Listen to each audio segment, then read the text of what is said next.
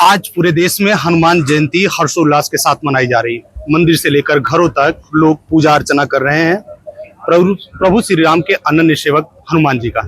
ऐसे में देखा जाए तो हर मंदिर में रामायण का पाठ हो रहा, हनुमान चालीसा पढ़ी जा रही है और यहाँ तक कि घरों में भी पूरी तरीके से जो है हनुमान चालीसा का पाठ किया जा रहा है। ऐसे में देखा जाए तो इस जयंती को हर्षोल्लास के साथ मनाया जा रहा है।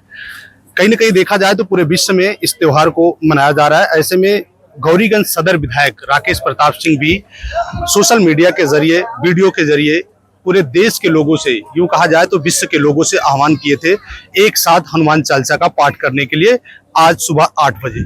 और कहीं ना कहीं देखा जाए तो बड़े कार्यक्रम का आयोजन किया गया था सदर विधायक जी की तरफ से। हमारे साथ बातचीत के लिए भी सदर विधायक मौजूद है, उनसे जानते हैं इस कार्यक्रम को लेकर क्या कुछ कहेंगे। भैया, पूरे देश को आज आह्वान किया गया था कि हनुमान चालीसा का पाठ हो सुबह, इस कार्यक्रम का क्या मुख्य उद्देश्य था और क्या विचारधारा थी? पूरे विश्व के सनातनियों से, प्रभु हनुमान प्रभु राम को मानने वाले हिंदू मानसिकता के लोगों से, हिंदू धर्म में जन्मे लोगों से ये आग्रह किया गया था कि एक साथ सुबह 8 बजे हनुमान चालीसा का पाठ जो जहां है वहीं से करे, मंदिर से, घर से, खेत से, खलिहान से, ऑफिस से, हवाई जहाज से, नाव से, जो जहां है वहां से हनुमान चालीसा का पाठ करे और उसको लाइव करे। और करोड़ों करोड़ की संख्या में जब एक साथ हनुमान चालीसा का पाठ करते हुए प्रातः 8 बजे लाइव करें तो पूरे विश्व में जय हनुमान ज्ञान गुण सागर के गूंज से गुंजायमान हो उठा पूरा विश्व।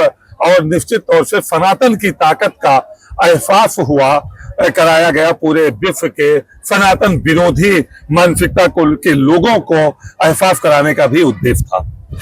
देखा जाए तो बड़ी मात्रा में लोगों ने सोशल मीडिया पर वीडियो भी अपलोड किया और बड़ी मात्रा में आपके साथ भी यहाँ लोग शामिल हुए। जिस तरीके से आज सनातन की चर्चा है, सनातन का डंका है पूरे विश्व में, इतना बड़ा महाकुंभ का आयोजन हुआ, 66 करोड़ से ज्यादा लोग वहां भी स्नान किए। तो आज से कुछ सालों पहले अगर देखा जाए तो इस तरीके से सनातन की हवा नहीं थी। ऐसा क्या हुआ जो आने वाले समय में ये सनातन जो है पूरी तरीके से देखने को मिल रहा है? देखिए, जब कोई चीज बहुत ज्यादा दबाई जाती है तो उसमें ब्लास्ट होता है। तो निश्चित तौर से कि राजनीतिक व्यक्ति और राजनीति करने वाले लोग अपने अपने वोट की लालच में, अपने सत्ता को हथिया के रख के अपने शक्ति को बढ़ाने के लिए केवल जाति में बांटकर किसी विशेष धर्म की बात कर लोग इससे भागते थे। लेकिन आज मैं सौभाग्यशाली हूं कि महाकुंभ भी आयोजित हो रहा है, तो दुनिया का सबसे बड़ा आयोजन हो जा रहा है, प्रभु राम का मंदिर भी बन रहा है, तो सबसे कम समय में सबसे ज्यादा अनुदान उस मंदिर के निर्माण के लिए आ जा रहा है।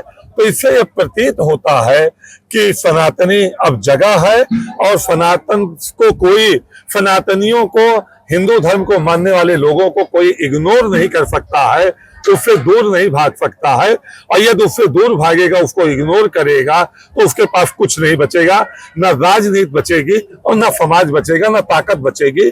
मैं तो यही कहूंगा कि राम और राष्ट्र से बड़ा कोई नहीं है, सबको राम और राष्ट्र को मानना चाहिए, राम की नीति के अनुसार राष्ट्र की सेवा करनी चाहिए, तभी राष्ट्र जाके मजबूत होगा, शक्तिशाली होगा और पूरे राष्ट्र में ऊंच नीच का भेदभाव खत्म होगा। सब एक साथ बैठेंगे, सब एक साथ रहेंगे, सब एक साथ भारत शक्तिशाली हो, इस पे विचार करेंगे। हनुमान जयंती के साथ साथ महाराणा सांगा की भी आज जयंती है। करणी सेना जो है वो आगरा कूच की है, बड़ी संख्या में लोग जा रहे हैं। कैसे देखते हैं इस पूरे बयानबाजी को और क्या लगता है कि करणी सेना जो बड़ी संख्या में आगरा जा रही है, उसके लिए क्या कहेंगे आप?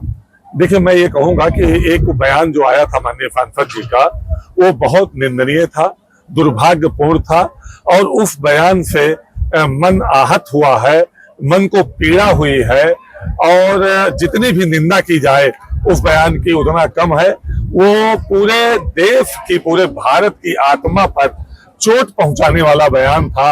वो राणा सांगा केवल क्षत्रिय की भाव से उनको नहीं देखा जा सकता, महाराणा सांगा, महाराणा प्रताप, छत्रपति शिवाजी, संभाजी, रानी लक्ष्मीबाई, बप्पा रावल, गुरु नानक जैसे लोग न पैदा हुए होते इस धरती पर तो आज कोई सनातनी ना होता।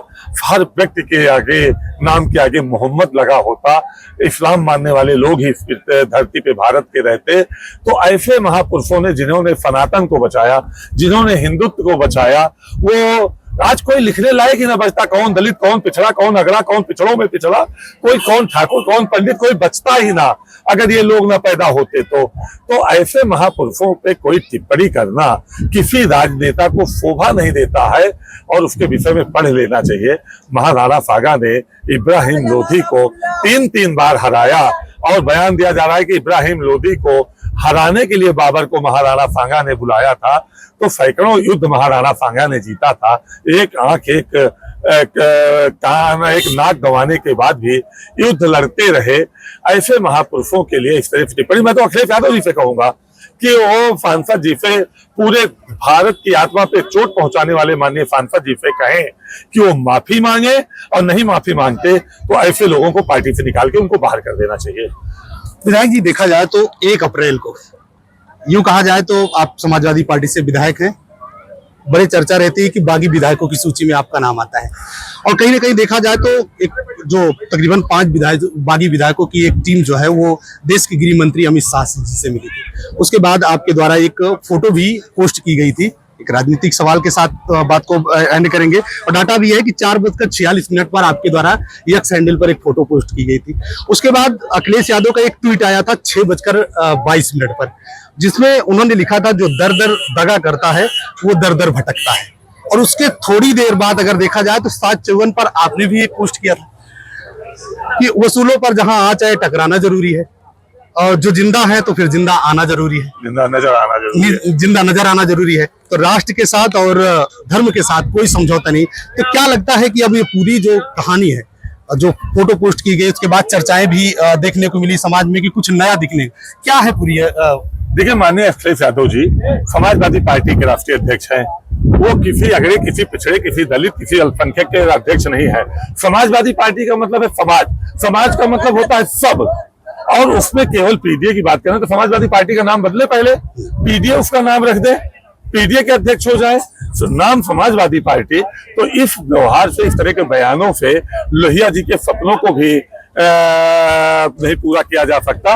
और कहीं ना कहीं नेताजी ने जिस संकल्पों के साथ समाजवादी पार्टी को खड़ा किया था, सबको जोड़ते हुए, उनके भी आत्मा को तकलीफ पहुंचती होगी।